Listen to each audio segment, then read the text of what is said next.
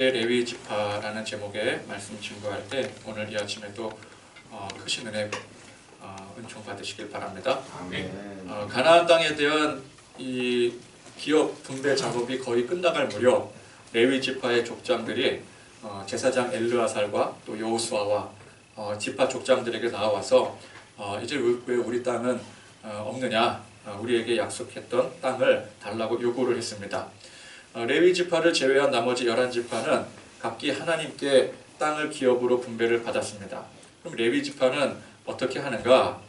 일전에 하나님께서 모세를 통해서 지시하기를 레위 지파는 각 지파에 속해서 분산되어서 살도록 명령을 하셨었습니다. 그러니까 하나님께서 이 레위 지파에게는 다른 지파들에게는 다른 지파인데 사실 이제 레위 지파를 제외하면 나머지가 12지파가 됩니다. 왜냐하면 요셉 지파가 지파로 속하지 않고 요셉의 아들이 두 아들들이 지파로 분리가 되기 때문에 나머지 지파들은 12지파들은 각자 이제 땅을 기업으로 받게 되는데 레위 지파는 그 하나님께서 분배해 주시는 그 지파 정식 기업이 없는 대신에 각 지파가 이제 레위인들이 각 지파에 분산이 되어지면은 그 분산된 그 지파들에게 레위 지파에게 살 곳을 각 지파에서 정해 주어야 되는 하나님께서 그렇게 명령을 하셨던 것이었습니다.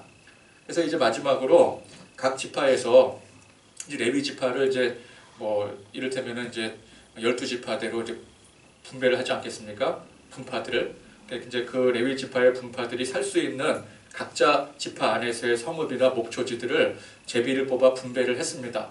그러니까 말하자면은 이스라엘의 행정구역에 레위 지파는 서울시라든지 경기도라든지 충청도처럼 그런 구분된 지역이 없는 것입니다. 각 지파 지역 안에 자치구 형식으로 있다라고 볼 수가 있는 것이죠.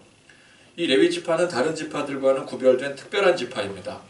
하나님께서는 이 레위 지파를 특별히 구별을 하셔서 이들에게는 특정한 사명을 허락해 주셨습니다. 그들은 가나안 전쟁 시에 인구 계수를 할 때에 이스라엘 전체 계수에 들지 않게 했습니다. 계수의 목적이 전쟁에 나갈 장정의 숫자, 그 전쟁에 나갈 군사력을 측정하기 위해서 이 인구 계수를 하는 것인데 이 계수에 들지 않는다 하면 레위인들은 전쟁에 나가지 않는다라는 것을 의미하는 것이죠. 군 면제의 혜택을 받게 되는 것입니다.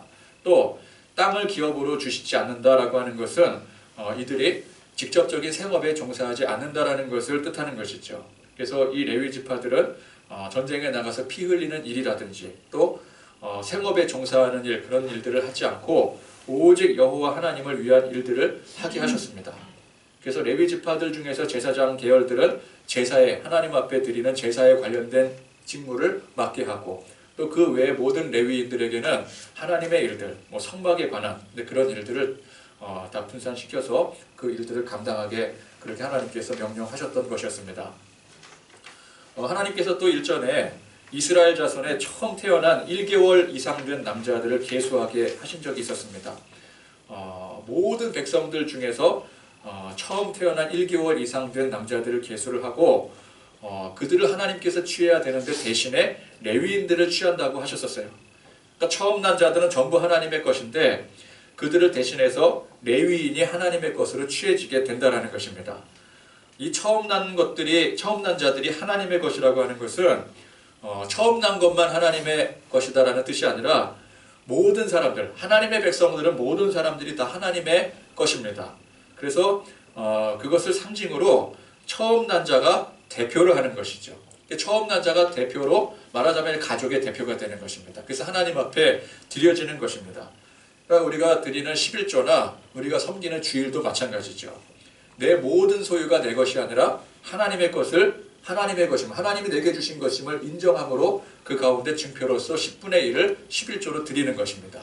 또 우리에게 주어진 날들이 그냥 나의 날이 아니라 하나님께서 우리에게 허락하신 날들로서 그 중에 하루를 구별하여 주일을 하나님 앞에 드려 섬기는 것이죠.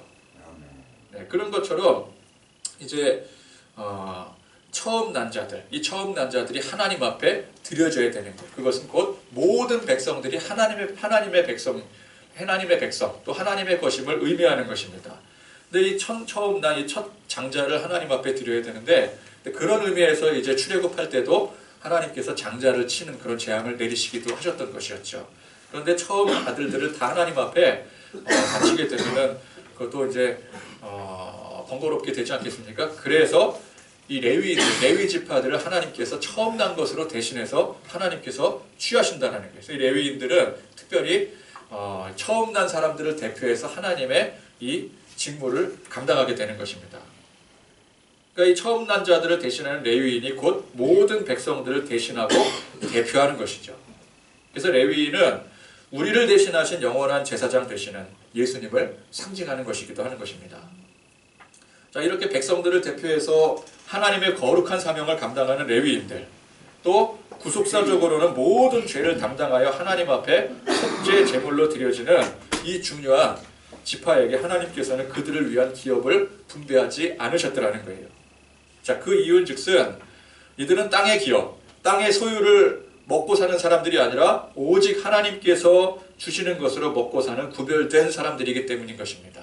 이 구별됐다라는 게 여기 상징적인 의미가 있는 것이죠. 자, 이스라엘 백성들, 이 레위 지파를 제외한 다른 모든 지파 백성들은 각자 하나님께서 이 가나안 땅을 기업으로 분배를 해주셨습니다. 그래서 하나님께서 주신 그 땅의 기업에서 이제 거기서 난 소산을 가지고 먹고 살게 되었습니다. 물론 이스라엘 백성들도 다른 민족들 가운데 특별히 구별된 백성들입니다. 그러나 그렇게 구별된 백성들 중에서도 레위인들은 하나님 앞에 또 특별히 구별된 족속이라는 것이죠. 물론 하나님께서 주신 것으로 먹고 살아야 된다. 다른 지파 족속들은, 다른 지파 백성들은 이제 그 땅에서 나는 소산들을 먹고 살 수 있지만 레위 지파는 특별히 하나님께서 주신 것으로 먹고 살아야 된다고 해서 뭐 이를테면 광야에서처럼 하늘에서 하나님께서 직접 주시는 만나와 메추라기가 내린다든지 그렇게 하시는 것은 아니었습니다. 하나님은 하나님께서 직접 이 레위인들을 먹여 살리시는 방법으로서 그 역할을 이스라엘 백성들에게 일임을 하셨더라는 거예요. 이스라엘 백성들에게. 즉 레위인들은 자기들의 수고로 먹고 사는 것이 아니라 백성들의 수고로 백성들이 그들을 먹고 살게 해주는 것입니다. 그 역할을 하나님께서 백성들에게 위임하셨더라는 거예요. 물론 레위인들에게 이제 그 지파 내에서 또 레위인들이 모여 살 수 있는 그런 성과 목초지가 주어지게 됩니다. 그러면 그 가운데서 그들이 또 그 목초지 안에서 양을 치기도 하고 또 그 소산으로 살 수는 있었습니다. 그러나 다른 지파의 백성들이 하나님께서 직접 분배하신 땅에서 그 소산을 먹고 사는 개념이라고 한다면 레위 지파는 그런 개념이 아니라 백성들의 땅에 속해서 살게 되는 거예요. 그래서 그 안에서 양을 치며 그 소산을 먹더라도 그것은 누가 제공해 주는 거예요? 백성들이 제공을 해주는 것입니다. 그 레위인들이 속해 있는 그 지역 내에 그 지파, 그 백성들이 그 레위인들을 책임지고 먹여 살리게 해주는 거예요. 그것이 하나님이 직접 이 레위인들을 먹고 살게 해주시는 방법으로서 백성들에게 위임을 하셨더라는 것입니다. 이게 참 근사한 하나님의 방식 아니겠습니까? 하나님께서 직접 하실 일을 백성들 손에 맡기셨다라는 거예요. 그것은 백성들 중에 하나님께 특별히 구별된 사람들, 이 레위인들을 다시 그 백성들 손에 맡기시는 것이죠. 그래서 서로 간에 필수 불가결의 관계로 하나님 만드신 것입니다. 그러니까 이 레위인들은 레위인들대로 제사장의 직무라든지 성막을 섬기는, 이것은 원래 이스라엘 백성들이 다 공통적으로 해야 되는 일이지만 하나님께서 특별히 레위인들에게 맡겨주신 직무로서 백성들 대신 하나님을 섬기는 일들을 특별히 맡아서 하는 것이죠. 그래서 이 특별한 하나님의 사명을 이 레위인들이 감당을 하고, 백성들은 어떻게 해요? 레위인들이 준비한 대로 이제 나와서 레위인들 중심으로, 제사장들 중심으로 하나님 앞에 제사를 드리는데, 이제 그 제사를 드리는 모든 행위들을 레위인들이 감당한다라고 한다면 이 백성들이 하는 일은 뭐예요? 그 레위인들을 섬기고 살게 하는 그 사명을 백성들이 감당하게 하는 것입니다. 그래서 따지고 보면은 레위인들만 성직자들이 아닙니다. 하나님께서 이 레위인들을 직접 먹여 살릴 그 일을 대신 주신 그 백성들 또한 성직자들인 거예요. 엄밀히 보면은. 그래서 레위인들이 있는 위치에서 성직의 귀한 사명을 제대로 감당하지 않으면 이 레위인들이 백성들을 대표한다고 하지 않았습니까?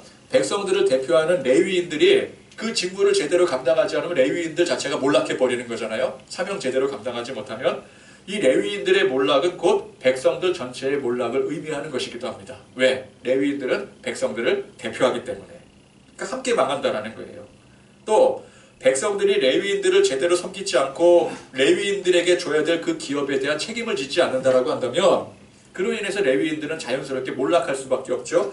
그러면 또 이 레위인들만 망하는 게 아니라 이 백성들도 함께 같이 몰락하고 망하게 된다는 거예요. 자, 그래서 여기에 숨겨진 또 하나의 의미는 이 이스라엘 공동체는 신앙 공동체로서의 이스라엘로 살도록 하나님께서 구조적으로 그렇게 만드셨더라는 거예요.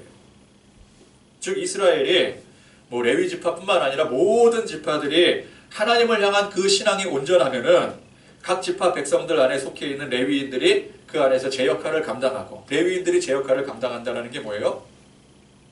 생업에 종사하는 것이 아니라 오직 하나님의 일들, 백성들이 하나님을 섬기게 하는 일들을 희생하고 헌신함으로 그 일을 감당을 하고 그래서 백성들을 섬기고 그 레위인들을 또 누가 섬겨야 돼요?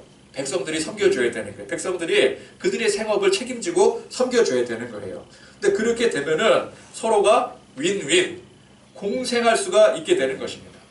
그러니까 이스라엘 전체가 하나님의 말씀 안에 신앙 안에 온전히 서 있게 되면 그런 관계가 되어지게 되는 거예요. 그러나 이스라엘이 전체적으로 신앙이 온전하지 못한다면은 이 관계는 바로 깨어지게 되어 있는 것입니다. 그러니까 하나님께서 그런 시스템으로 이스라엘 시스템을 만드신 거예요. 실제로 이제 이후에 이스라엘 백성들이 가나안 땅에 정착하여 살게 되었을 때 이스라엘 백성들이 점점 가나안의 우상에 빠져들게 됩니다. 신앙이 흔들리고 변질되기 시작하는 거예요. 그랬을 때 나타나는 현상이 무엇입니까? 이 레위인들, 제사장들이 설 자리가 없어지는 거예요. 하나님을 섬기지 않으니 제사장들이 설 자리가 없어요. 제사장들은 하나님 앞에 제사를 지내고 그리고 난 것을 가지고 먹고 살았는데 백성들이 번제물을 드리지 않으니 살 수가 없는 것입니다. 그래서 많은 레위인들이 거리에 나앉게 되었어요. 결과 어떻게 되었습니까? 레위인들이 망했지만 레위인들만 망한 게 아니라 이스라엘 공동체 전체가 다 붕괴되고 망하게 되었더라는 거예요.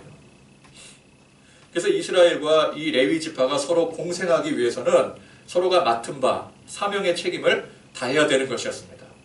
어느 한쪽이라도 책임을 다하지 않으면 서로가 무너질 그런 시스템이었더라는 거예요.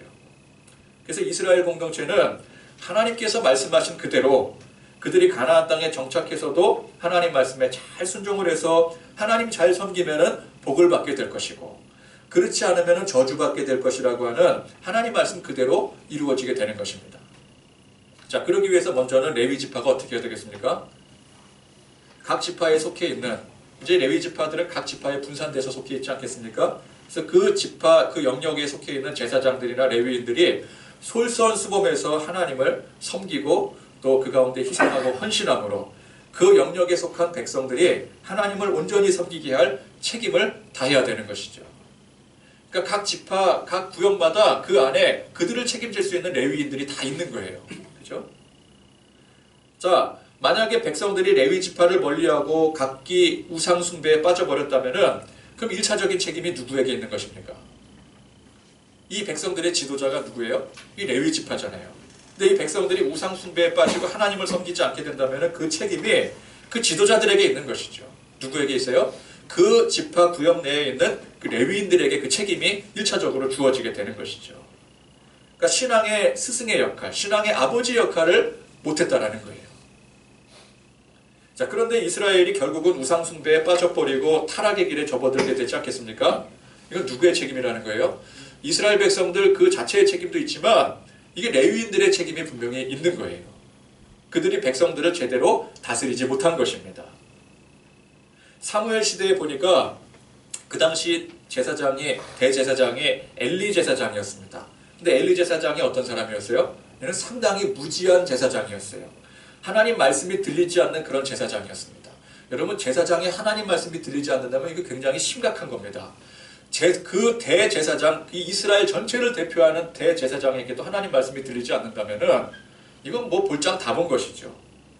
백성들을 신앙으로 온전히 이끌 수 없을 정도로 그는 무지한 자였고 또 엘리의 자녀들이 얼마나 타락했는지 그들이 범죄를 저지르고 있음에도 불구하고 거기에 대해서 속수무책일 정도로 또 무지한 사람이었더라는 거예요. 또 엘리는 그렇고 엘리의 두 아들 홈니와 비느하스는 또 어떤 사람이었습니까? 그들은 하나님 앞에 드릴 제물에 함부로 손을 대고 또 성소에서 봉사하는 여인들을 겁탈을 하는 등 타락과 범죄가 이게 뭐 상식을 초월할 정도였더라는 것입니다. 여러분, 제사장들부터가 이러니 백성들이 제대로 하나님을 섬기겠습니까?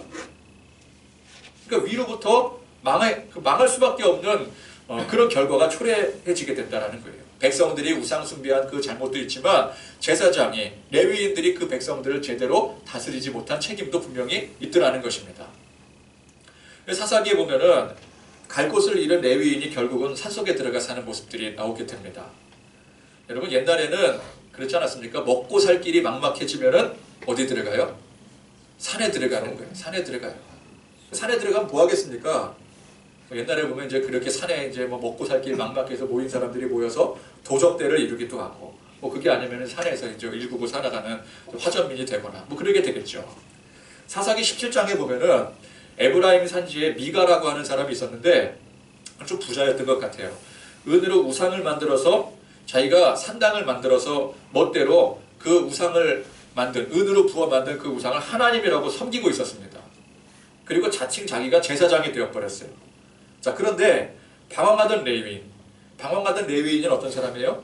백성들이 하나님을 섬기지 않으니까 레위인이 레위인으로서 역할을 못하고 방황하는 거예요. 산으로 들러 방황하는 거예요.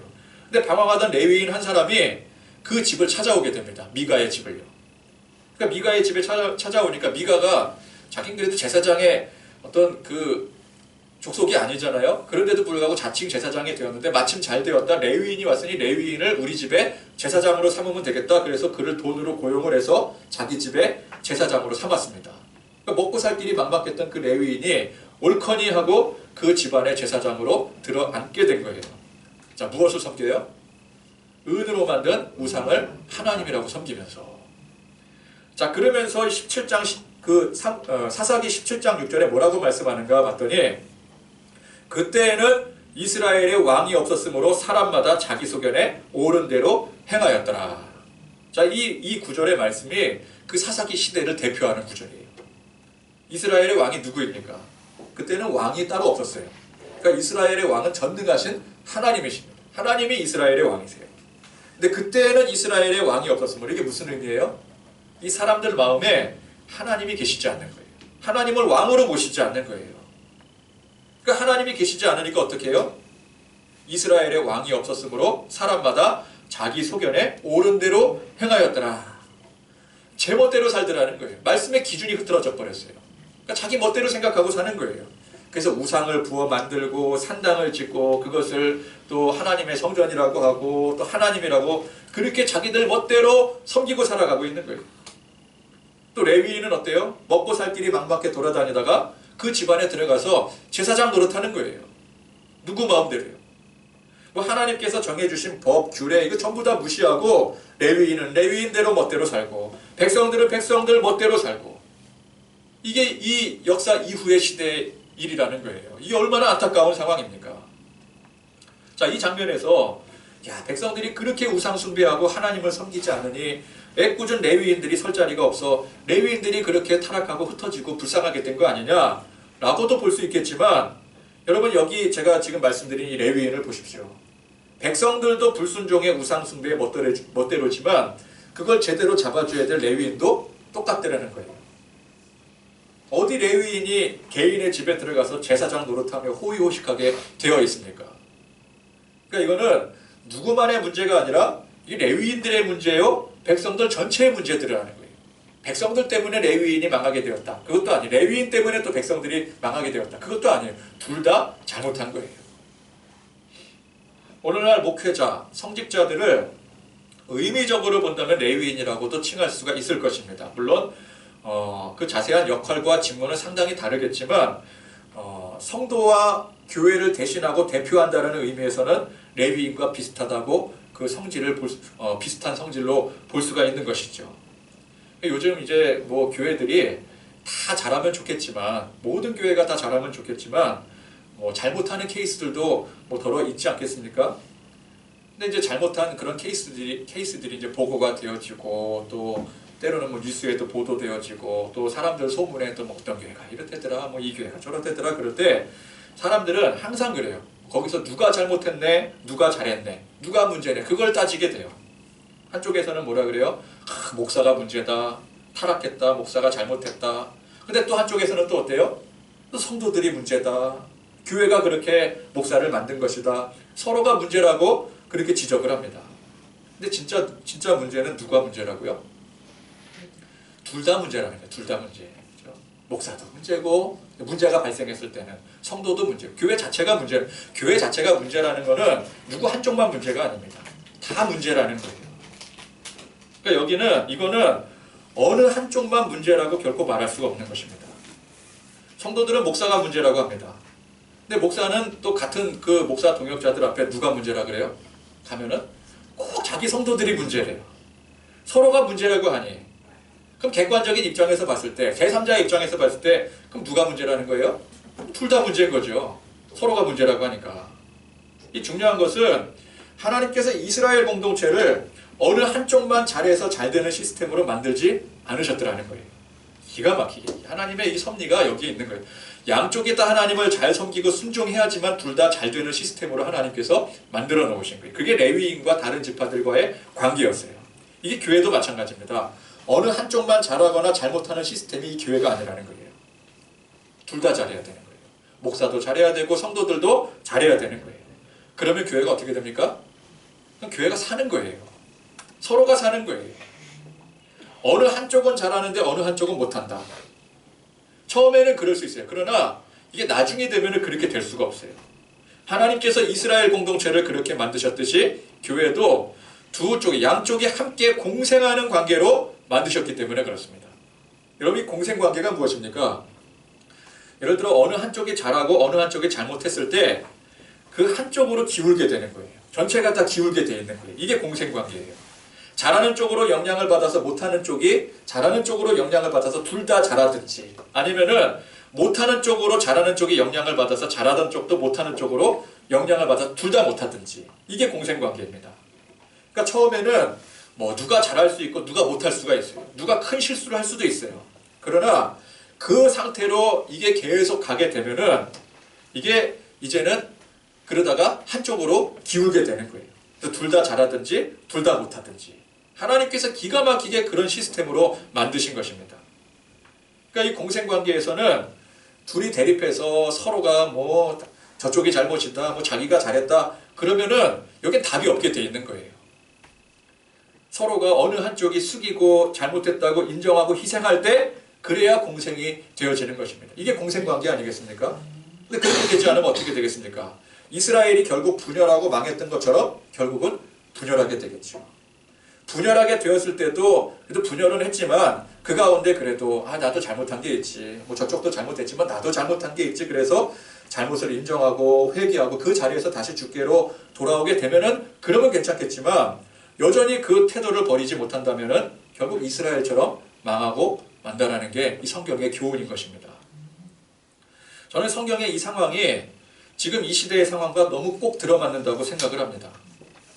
분열이라는 게, 분열 자체는 되지 않았으면 좋겠지만 그렇다고 해서 분열이 무조건 나쁜 것은 아니죠. 공생을 해야 되는데 그게 안 되면은 결국 분열이 될 수밖에 없는 거예요. 그렇죠? 공생이 안 될 때는 분열이 되는 거예요. 자, 그런데 중요한 것은, 자, 그렇게 분열을 했을 때 어느 한쪽만 잘못해서 그렇게 된 게 아니라면은, 그죠? 그러니까 분열도 여러 가지 방법이 있어요. 어느 한쪽이 일방적으로 잘못했을 때 도저히 이게 하나로 연합되지 못했을 때는 분열이 될 수밖에 없어요. 그죠? 그런 분열인 경우에는 할 수 없는 분열이겠지만, 그게 아니라 둘 다 잘못해서 분열이 된 거라고 한다면, 그러면 그 분열로 인해서 나중엔 어떻게 돼요? 계속 분열된 상태로 가게 되면은 제가 보니까 둘 다 망하더라고요. 제가 그 예를 한 가지를 들을게요.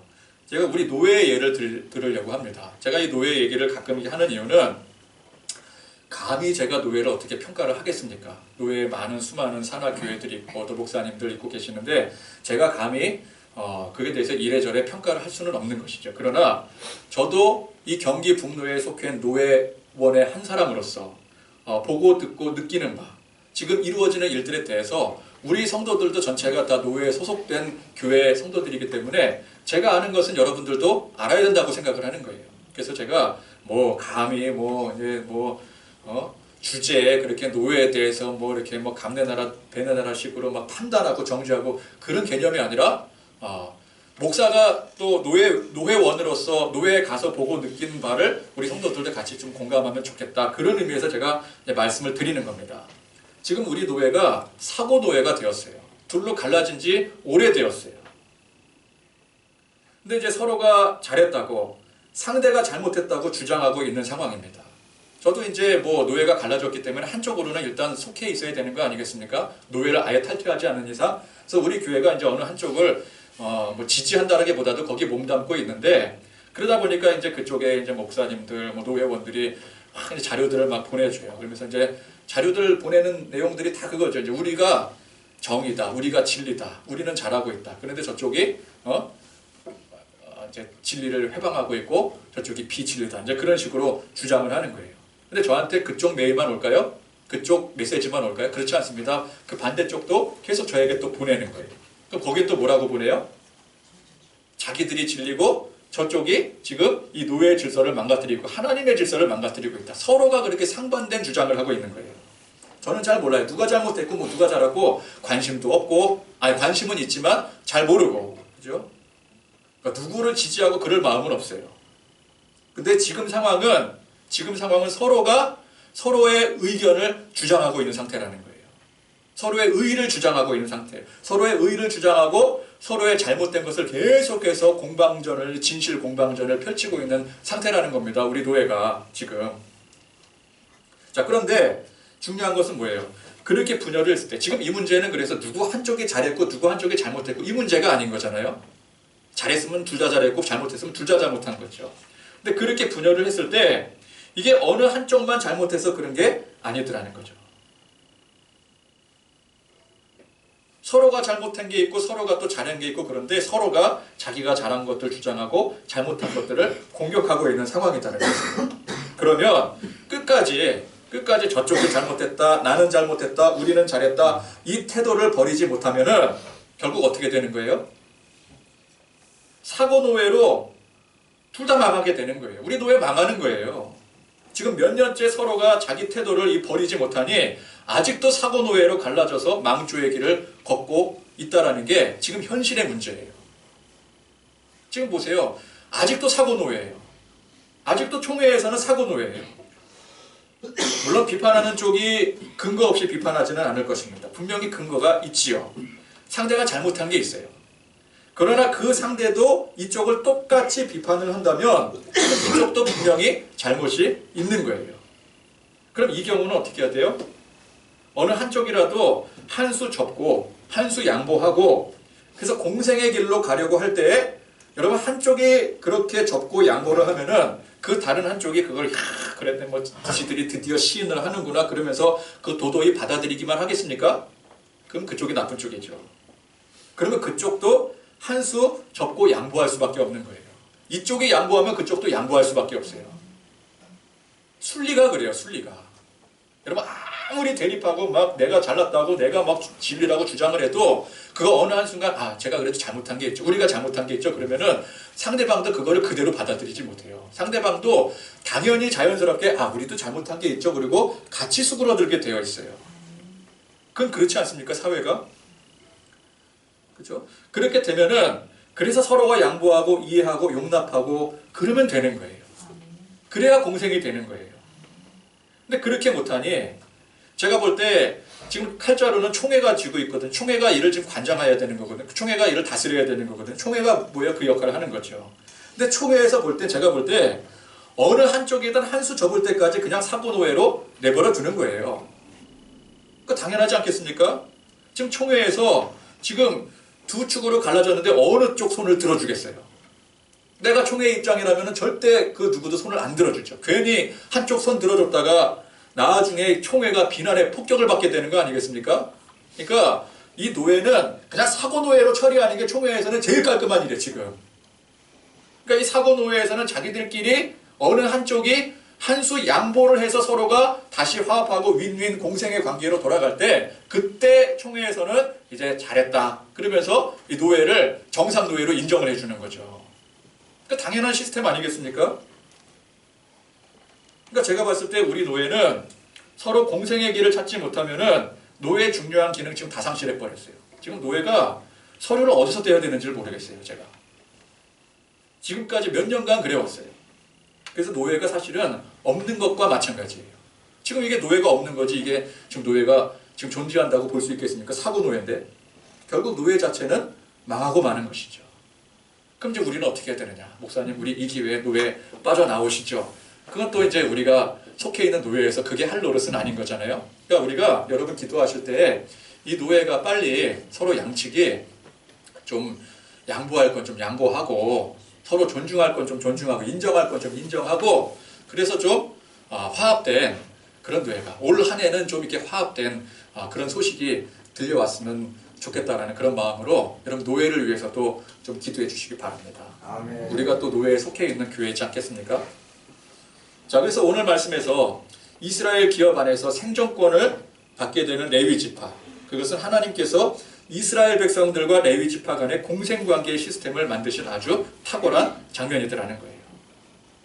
서로가 연합을 해야 된다는 것이죠. 우리 노예의 예를 통해서도 알 수 있듯이 서로가 갈라서게 되면은 끝까지 망할 수밖에 없더라는 거예요. 하나님은 틀림없으십니다.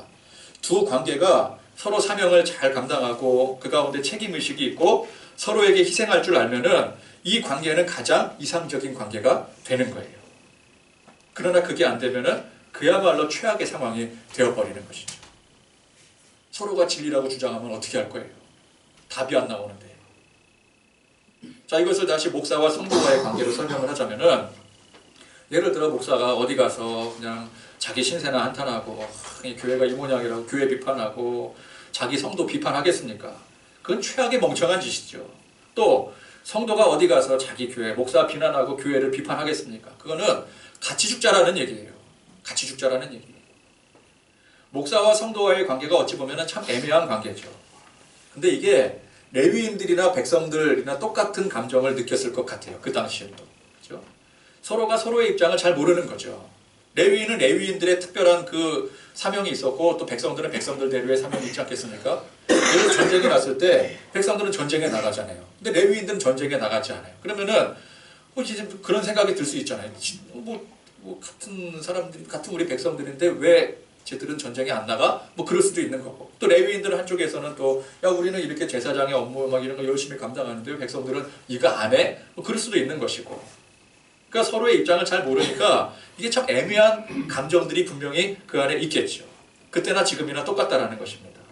근데 그러는 가운데 레위인들이 먼저 오직 하나님 말씀 안에 하나님 주신 그 사명 감당하고 잘 감당하고 그래서 백성들을 온전한 신앙으로 이끌기 위해서 그들 스스로가 헌신하고 희생했던 것처럼 목사가 하나님 말씀의 진리 앞에서 겸손히 사명 잘 감당하고 또 우리 성도들을 올바른 신앙으로 이끌기 위해서 솔선수범하여 인도를 할 때 백성들이 또 어떻게 해요? 백성들은 또 그 레위인들을 잘 섬기고 백성들로서의 그 책무를 다하고 그 뜻에 합당하게 하나님 잘 섬기고 또 희생하고 헌신하는 것과 같이 성도들이 목사를 잘 섬기고 책무를 다하고 하나님을 잘 섬기고 또 각자 맡겨진 위치에서 희생하고 헌신을 하게 되면은 여러분 이스라엘이 하나님의 복을 받아서 견고히 서갈 수 있었던 것처럼 교회는 주님이 머리 되심으로 인해서 주님의 축복 가운데 하나님의 축복 가운데 견고히 서갈 수 있게 되는 것입니다. 아멘. 여러분 우리는 다 부족합니다. 목사라고 완전할 리가 있겠습니까? 아무리 목사라 할지라도 말씀 잘 모르고 영적으로 미숙할 때가 훨씬 더 많지요. 목사가 성도보다 영적으로 성숙하고 뭐 진리를 잘 알아서 하나님이 목사로 세워주신 것이 결코 아닙니다. 또 성도라고 목사보다 신앙이 못하니까 성도로 세우신 것도 아니더라는 거예요. 이건 잘하고 못하고의 기준이 아닙니다. 성도들 중에는 목사보다 더 목사 같은 사람이 있습니다. 제가 예전에 의정부에 거래하는 우리 기독교 백화점 그 기독교 백화점 사장님이 참 신실하신 분이세요. 겉으로 딱 봐도 신실하신 분이세요. 전화 목소리만 들어도 굉장히 신실해요. 근데 제가 이제 차를 운전하면서 저희 동생과 제 아내는 이제 차에 운전하고 어느 날 가는데 그분한테 전화가 온 거예요. 제가 무슨 주문한 게 있었는데 전화가 왔는데 이제 블루투스로 차 안에 전체가 들리잖아요. 그분이 굉장히 점잖은 목소리로 막 목사님 이러면서 얘기를 하시는데 제 뒤에 동생이 그래요. 저분이 더 목사님 같아 그러는 거예요. 성도들 중에는 목사보다 더 목사 같은 사람들이 있어요. 또 목사 중에는 성도보다 또 더 성도 같은 사람이 있지요. 목사와 성도는 뭐 누가 더 뛰어나느냐 누가 더 못하냐 이런 차원에서 하나님께서 그 직무를 세우신 것이 아니라는 거예요. 성도가 더 영적으로 성숙한 사람들이 있어요.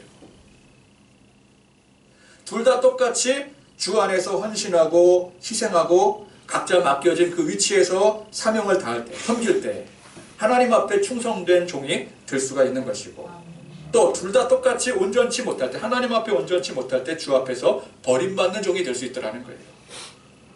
레위 지파가, 레위인이 다른 지파들보다 뭐 특별히 능력이 뛰어나거나 하나님 앞에 잘해서 하나님의 구별된 지파가 된 것이 아닌 것처럼 다 똑같이 연약하고 부족하고 미숙한 사람들이나 그 가운데 하나님은 직무에 따라서 누구는 목사로 누구는 성도로 세운 것입니다. 우리 또 직분들도 마찬가지 아니겠습니까? 누구는 장로로, 누구는 권사로, 누구는 안수집사로, 누구는 서리집사로. 이게 높고 낮음의 개념이 아니더라는 거예요. 하나님이 각 직무에 따라서, 그렇죠? 다 똑같은 사람들인데 그 가운데 하나님께서 질서에 따라 세우셨더라는 것입니다. 그래서 서로가 부족하기 때문에 서로 부족한 것을 채우고 연합하여 한 뜻을 이루라고 교회 안에서 공생관계로 만들어 놓으신 거예요. 그래서 그거를 인정하고 서로가 부족한 것 채우며 또 그 가운데 하나로 연합할 때 교회는 그로 인해서 그리스도 안에서 한 지체로 하나됨을 이룰 수 있는 것입니다. 그래서 이 하나됨이 굉장히 중요한 거예요. 여러분, 제가 다시 말씀드리지만 노예를 위해서 기도해 주세요. 하나 될 수 있도록. 이게 하나 되지 않으면 답이 없습니다. 그렇죠? 2020년 새 출발을 하는 이 첫 주일에 저와 여러분들이 서로를 향하신 그 하나님의 뜻 가운데 올 한 해도 하나됨을 이루어서 또 거룩하고 이 복된 교회가 되기를 간절히 소망드립니다. 축원드립니다. 그런 말씀 생각하시면서